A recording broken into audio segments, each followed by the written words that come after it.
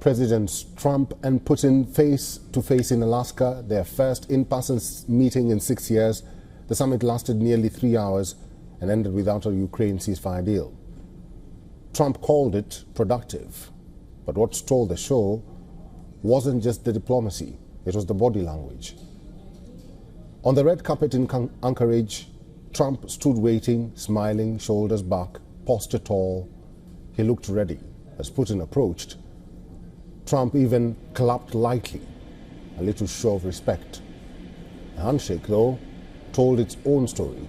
Trump started with his palm up, a move that seemed submissive. But then he pulled his signature move, drawing Putin in close, turning it into a power game. Next came the double handshake, Trump's left hand landing on Putin's arm, a friendly pat on the surface, but also a classic dominant signal. As they walked together, the contrast was striking. Putin, arms swinging loosely, relaxed.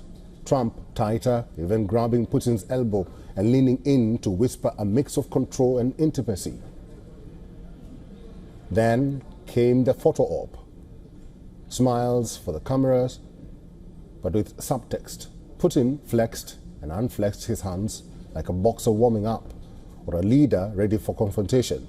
Trump, meanwhile, kept up the act up, friendly, familiar, almost like old friends reuniting.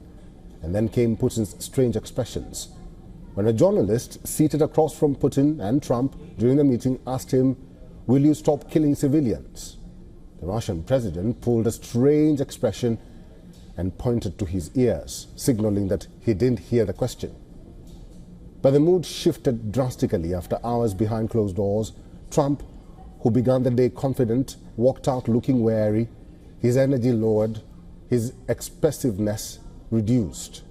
The president, who usually speaks with grand gestures, now stood restrained and deflated. Putin, on the other hand, stayed composed, unmoved and unemotional, presenting his position as unchanged. He repeated his long-standing claims of NATO's role in the conflict and his demand for a demilitarized, neutral Ukraine, and even invited Trump to Moscow for the next round of talks. Again, Mr. President, I'd like to thank you very much, and we'll speak to you very soon and probably see you again very soon. Thank you very much, Vladimir. Next time in Moscow. The two men avoided taking questions from journalists. They walked away without risking a public confrontation. This was political theater, staged warmth in the shadow of a very cold war.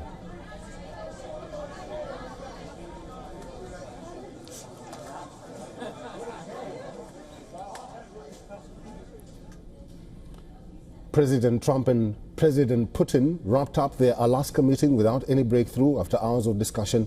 Both leaders described the talks as productive. Putin signaled the next round of negotiations could take place in Moscow. WION's principal correspondent Siddharth MP sent us this report from Red Square in Moscow, a city that could well host the next round of Putin-Trump talks.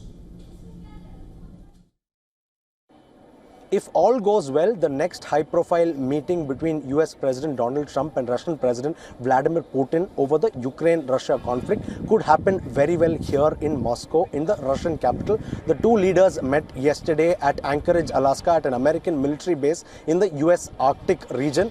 During those talks, largely it was a positive feeling that was there, and the kind of words that they used to describe the meeting were completely positive in nature. It was constructive, it was progress, it was peace. Those were the kind of words that both leaders used, and overall they did imply that they did agree on a lot of things. There are disagreements, but they believe that these can be thrashed out via talks. They also believe that Ukraine and Europe have to be brought on board, and they should agree to much of these conditions, and they should not torpedo the progress that has been made so far. As far as US President Trump goes, he has also emphasized that this meeting was a 10 on 10, and he also had good things to say about Russian President Putin, including saying he's a strong leader and he's a tough negotiator. So these were the points that came out from the meeting. While the overall outcome is not known, there is no ceasefire, there is no clear announcement on the stoppage of this conflict, but what we know is that there is always room for talks, and both of them are progressing in the right direction, and perhaps the next meeting could very well happen in Moscow if everything goes well. From Moscow with video journalist Ajit, Siddharth MP, WION World is One.